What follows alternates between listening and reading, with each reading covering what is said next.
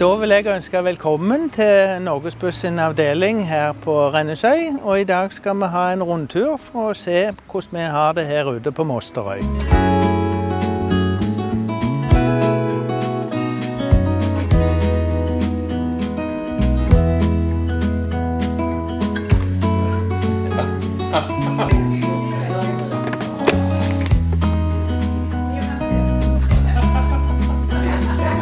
Jeg heter Ronny Hansen. Jeg begynte å kjøre buss i 1997 om sommeren, og da kjørte jeg i 12 år.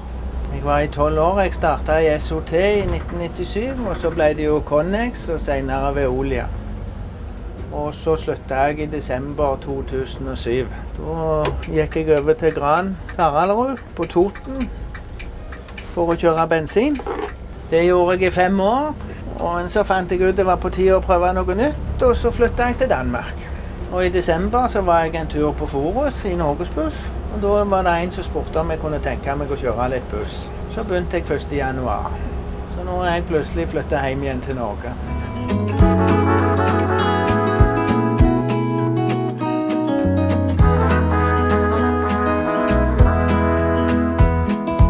Jeg heter Gunnar Frøyland. Begynte da å kjøre for 20 år siden. Da er jeg 45 år og har kjørt i Norgesbuss i 3,5 år snart. Der har jeg kjørt fast på Rennesøy siden midten av oktober. Bor på Bryne, kjører 10 mil til dagen tur og tur for å komme meg på jobb. Stortrives med å kjøre her ute.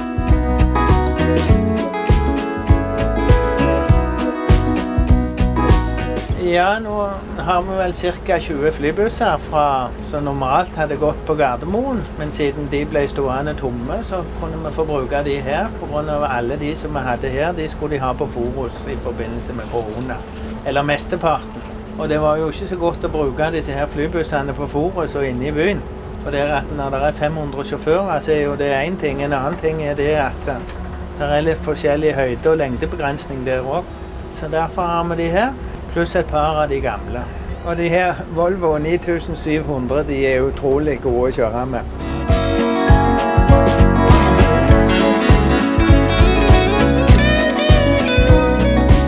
Jeg har alltid likt å kjøre bil, og min far, når jeg var liten, han begynte å kjøre buss når jeg var 4.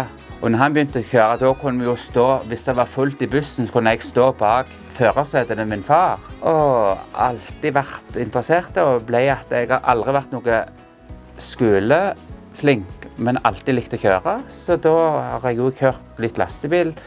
Men ja, det er vel det interessen for kjøring som har gjort at jeg begynte å kjøre buss. Og nå når vi kjører rutebuss, sånn som nå, når jeg har jo kjørt turbuss tidligere, du visste ikke tid du begynte på jobb, men du visste aldri tid du var ferdig.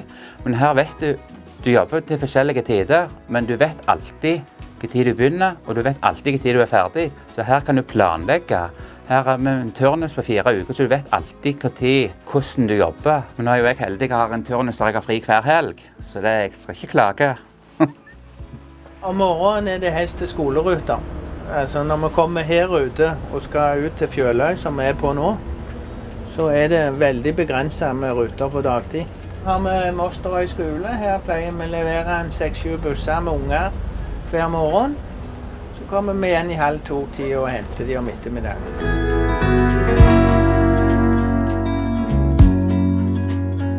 Første skift jeg hadde et ettermiddagsskift her ute, og da visste jeg jo at jeg var 10 minutter forsinket når jeg kom til Østhusvik. Og jeg var jo vant til å kjøre i byen, der om du var 2 minutter for sene, så de på klokka du var sene. Og jeg beklagte, jeg var en eldre dame, og kom inn på buss frem døra, og jeg beklager, jeg vet jeg er 10 minutter forsinket. Og jeg fikk bare dessverre gjøre ingenting her, men glad bussen kommer. Og det reddet hele dagen min. For her går det jo ikke så mange busser, så her er de jo glad, som sagt, at bussen kommer. Som regel folk som skal på jobb og skoleelever, og midt på dagen så er det jo pensjonistene som skal til Stavanger for å handle.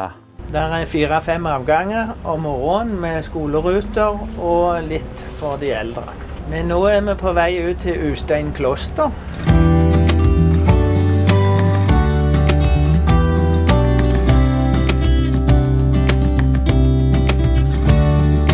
Jeg kjørte jo veldig lenge her bare når de trengte folk her ute, og et kjempegodt miljø her ute. Har det veldig mye løtt i løyene, vi har veldig mye delte vakter her ute.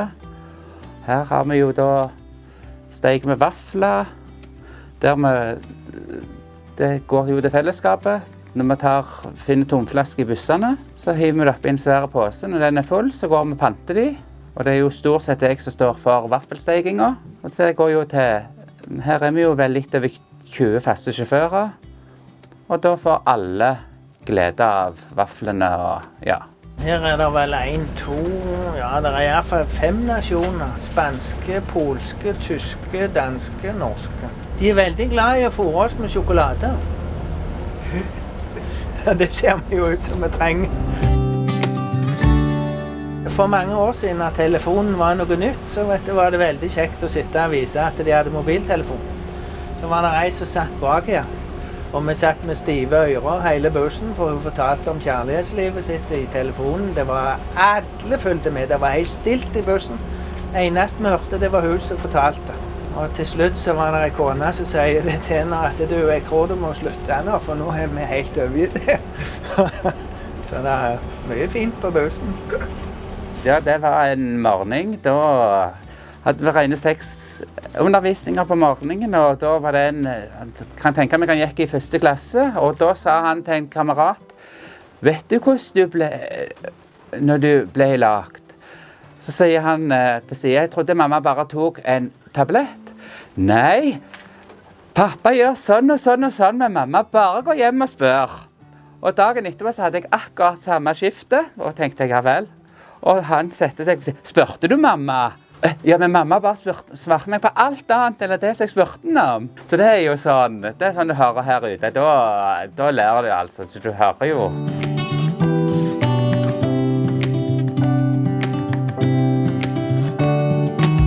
Nå skal vi ut over mot Galta. Det også en historisk plass med en gammel kirke og litt sånn. Men du ser det fremdeles god veistandard. Dette var jo hovedveien i før. Det var ingenting annet enn dette her. Og den ene dagen jeg kom drønende rundt en sving, så stod det en pensjonist midt i veien med en kost, så tenkte jeg, ja vel. Så sier han, ja, jeg skal bare holde opp ledningen. Da var de ramlet ned. Så hver dag når vi kom susende forbi på samme tid, så det går kun den turen på den tiden, da sto han der med den kosten for å holde opp ledningen. Det jo som regel så flytter sauene seg, men nå skulle jeg til Fjøløy, det var vel i siste uke. Kjørte der og rygde, regnet jeg med det at sauene de flyttet seg på grunn av den skarpe ryggelyden. Og jeg så at det var 4 sauer som gikk. 3 av de flyttet seg. Tenkte jeg, da må jeg jo ut. Og tenkte nei, den sto godt bak. Så da måtte jeg flytte for denne her sauen.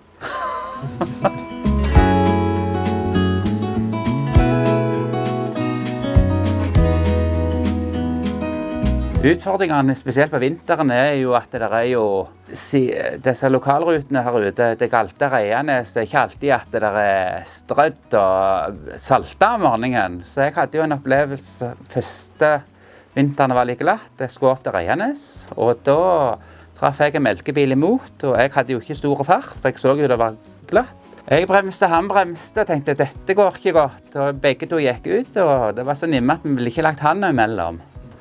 Det gikk jo godt etter, sa han. Ja, jeg var blodpumpen slo ekstra da, altså. Men der dager når vi kommer over bruna der fra tunnelen og sukken der, så må du holde godt i rattet, for det river godt. Og her kan du se, her arbeider de for harde livet. Morgen! Du skal ikke stoppe noen plasser utenom i enden der nede? Vi skal bare på sightseeing. Ja, så kjekt. Nei, jeg vil bare si at vi får ikke bruke busslommene i dag, for det så myk asfalt. Ja, men det sjelden aldri vi bruker de. Ja, ikke med bier. Kos deg, ha en fin tur. Jo takk, morgen. De har lagt 2 busslommer her, men det ingen som vet hvorfor de skal ha de. For vi stopper jo aldri i busslommene her ute.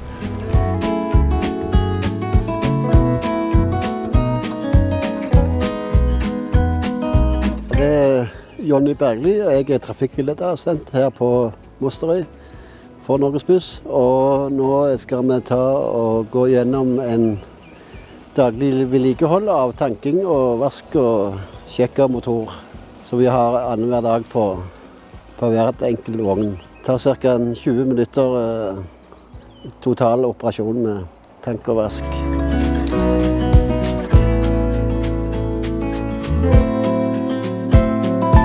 I anbudsreglene at bussene skal vaskes etter så mange timer i drift, eller annen hver dag ved litt mindre kjøring og sånt. Men alt innvendig og utvendig vask, det er vi 2 stykker her som er trafikklederassistenter som utfører daglig.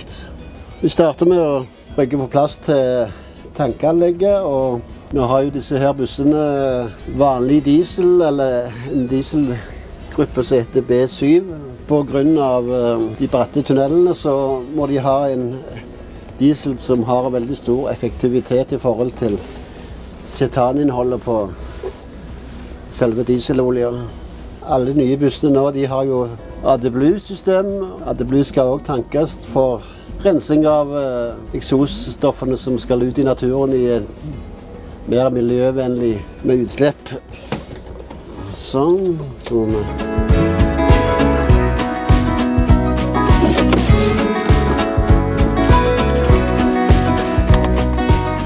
På disse flybussene her så er det jo en hurtigkobling. Du slipper å skru av tanklokk. Det er bare å stikke inn pistolen og så starte tankingen.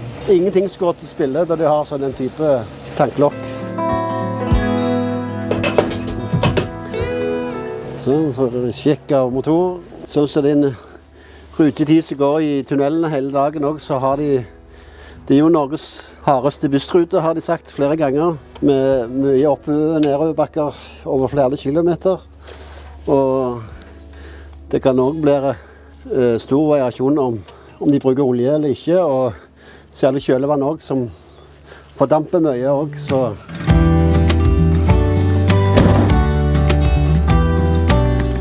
Akkurat ferdig der også.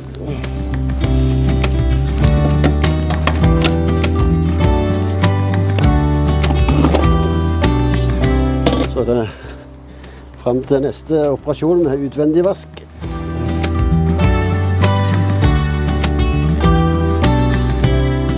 Litt mindre skitt på den i dag, så da kan vi ta en lett sommervask.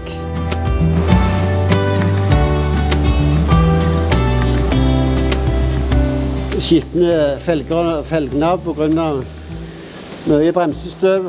Det kommer jo av de lange tunnelene da vi kjører mye retard og bremser på mye over lengre tid. Da han er ferdig nå, så slipper han ut i andre enden.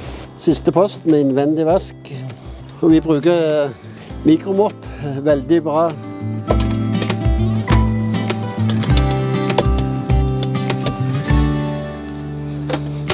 Så lenge jeg er ansatt i Norgesbuss, så vil jeg jobbe her ute. Jeg har jo sagt, skal slutte å si aldri. Jeg skulle jo aldri kjøre rutebuss igjen, men jeg sitter nå her og kjører rutebuss. De sier at ja, hvor mye du får i timen, bla bla, ja, men jeg har i hvert fall en fast jobb. Du skal ha mye galt gjøre for at du mister jobben i denne bedriften. Du kunne sikkert fått en jobb der jeg tjente mye mer, men så lenge du trives med det og har en fast jobb, så er det det viktigste. Å nei, nå må jeg kjøre.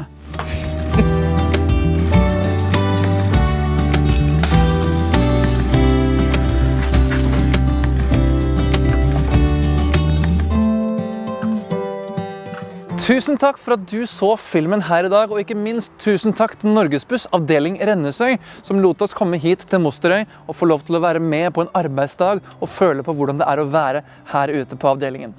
Om du liker det du ser, klikk på knappen her nede. Den heter abonner, og da får du med deg alt som skjer på Bussmagasinet sine sider i fremtiden. Vi ses på en annen plass, i en annen buss. Ha en god dag.